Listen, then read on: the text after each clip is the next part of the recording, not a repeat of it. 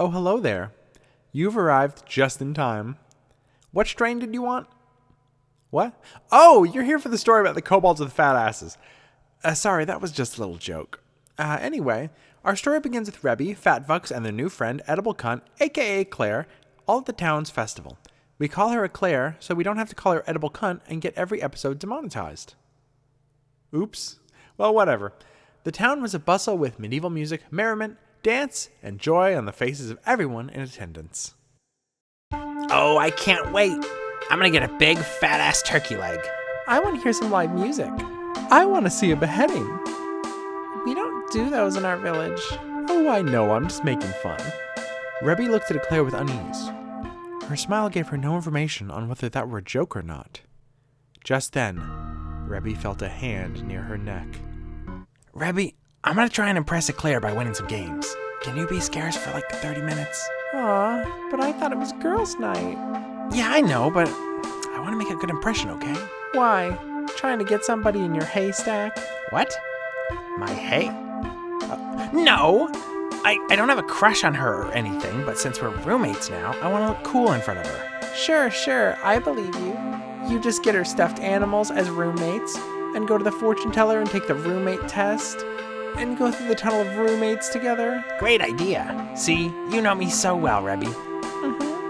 Sure, yeah. I'll go do fair stuff alone, I guess. Fine. Rebby walks off dejected. The fair was always her and Fatfucks' thing. But I guess today she's going it alone. Hey, fuck that depressing shit. Focus on me and Claire's date. I mean, not a date. Fair enough. Fatfucks and Claire are going to the fair. This is where we put a montage if this were a visual medium, but this is a podcast. Oops, a radio play. Almost had zero pussy in my future. Not like I'm swimming in it anyway. So, what do you want to do first? I don't know. I've never been to a fair before. Never been to a fair? Something's up with this lady. Oh, I've never been to this fair before. Wow, all my apprehension and suspicion are gone. Let's go on a ride. Cool. Let's see. We could start with a Tooth Smasher, maybe check out the Screaming Demon.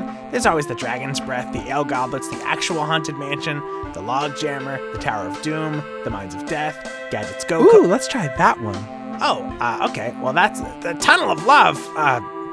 That's not for, The nervous lizard shuffles her hands, looking around. She's used to Rebby being the awkward one, but this woman's accidental flirting has switched their roles. That's an advanced ride. We gotta work our way up to something like that. Okay, that one? She points to the wheel of makeouts. Not that one. We gotta start with a beginner's ride. Okay, this one? The Paizuri coaster. No, here, I'll pick the ride. The two walk to the handholder, a beginner's ride for sure. The cold steel touches their hands as they place their asses in the seat. The ride operator speaks through the loudspeaker. Okay, folks, we're gonna have fun today, but most importantly, we're gonna remain safe. Please keep hands and feet inside the vehicle at all times. The person you're sitting next to is your buddy. Please stay close and keep one hand on the rest in front of you, and one hand holding onto your buddy's hand. What if my buddy is my roommate who I just met and don't know very well? It's a kiddie coaster, kid, not a marriage proposal. Surely you're not so insecure you can't hold a stranger's hand, right? No. I'm not making this weird. Come on, let's go. The ride jerks forward at a snail's pace. It hooks onto the chain and makes a short ascent, then a soft, leisurely stroll down the track. Hey, Todd. Oh, Tree Blossom. What's up? Hey, did you, change the signs yet? What do you mean? Oh, we gotta put up the warning signs after last night, remember? You were instructed to switch this one and the goblets to their fastest setting. It's a school night anyway. Oh, is that why so many kids are getting flung out of the goblets? Well, what's a kid supposed to do with no rides tailored to them? Fuck them. Yeah, good point. I don't even have kids. Why should I care? Fucking ex-wife. See, this is easy. Just a nice, relaxing ride. Oh, yeah. I guess this is fine. Something the matter?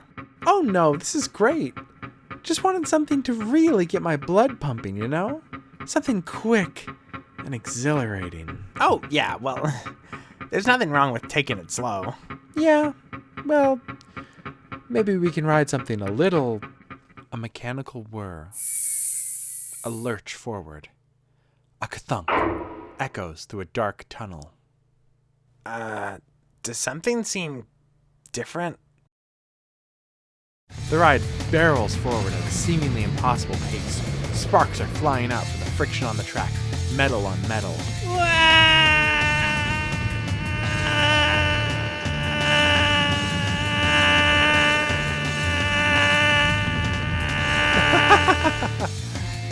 Fat Fox holds on for dear life. She begins to float in place, her arms on the guardrail, the only thing not touching the air. Her sizable ass no longer in its seat. She's at the mercy of the curvaceous beauty of a coaster. I can't hold on much longer. Fat Fox is flung forward, hitting her head on the front of the car, teetering like a drinking bird. Here, just hold on to me. Eclair grabs Fat Fox's hand. And there's calm. There's a feeling of bliss. Awkward, nervous, anxiety-ridden, stomach churning, but happy. Fat Fox is flustered, but there's an indescribable warmth that she's never felt for anyone. And then she falls forward, right in between the massive breasts of Eclair. Oh my god, I'm so sorry. It's okay, just get ready for the loop. Loop? Fat Fox looks back and sees the loop. It's like looking into the eye of a hurricane. I thought this was a beginner's ride. How would this even work if it was going slow? Fat Fox attempts to let go, but the loop begins, and she does what she must do to survive. She grabs on to those boobs like her life depends on it. Oh, I'm sorry. Hey, here comes the zigzag!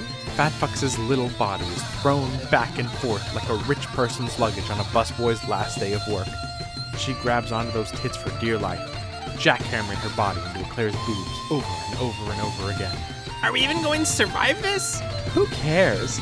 This is a good way to go out, baby. The ride stops. The two get off. They get off the ride. Oh my god, Woohoo!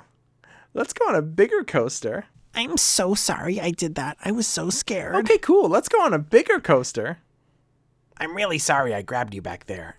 If I just held your hand like the ride operator said. Hey, anything I can do to make you stop feeling so bad?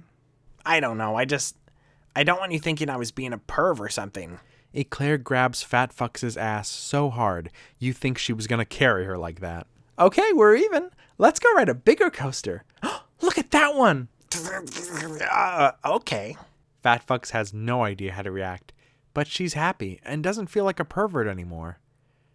She's not 100% sure Eclair isn't, but deep down she's kind of into that. Ooh, that one! Are you sure? You want to go on the Pizeri coaster? With me? I'd love to take you for a ride all over the park. Gulp. I'm not 100% sure what that means, but okay. Rebby sits at the beach, alone. She throws rocks into the water, almost expressionless. She tosses a stone and skips it across the waves. You here all alone? Huh? Is somebody there? A green woman stands before Rebby, wearing a red bikini top and Daisy Dukes. Sorry, did I scare you? You just look lonely. There's a carnival happening up there. You should go have fun. Here. She tosses the kobold a can. The label says, Pale Goblin Moon, Craft Beer. It has a picture of a goblin with its ass out on the cover. It is the classiest beer that goblins make.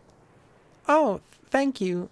Yeah, I was here with a friend, but, she wants to spend time with somebody else. It can feel lonely when you aren't someone's first choice, huh? Yeah, it makes me feel pretty small. Huh, you are pretty small, but I get you.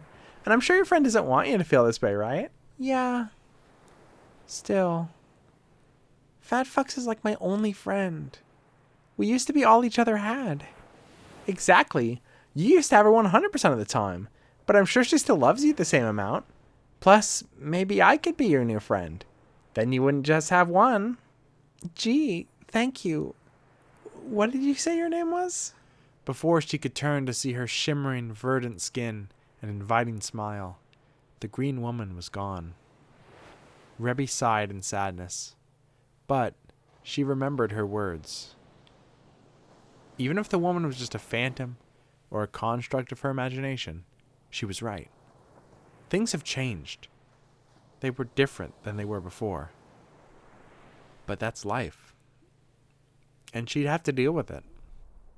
It'd be better to just get used to it quickly. She picked herself up and headed for the pier. Oh my god! I have never had this much fun. Me too. Oh god, we have got to ride that one. Hey. How are y'all? Rebby, come on! Let's eat lunch together. Oh fuck, we gotta share a funnel cake. Oh, okay. I'll grab us some lemonades and we can meet under that tree over there. Sounds good to me. Oh man, me and Eclair went on this crazy ride. You have got to try it. I'll tell you about it at the table. Rebby walked silently to the lemonade stand, her face emotionless and blue. There was an air of sadness projected onto it. The crook of her mouth wiggled and squirmed.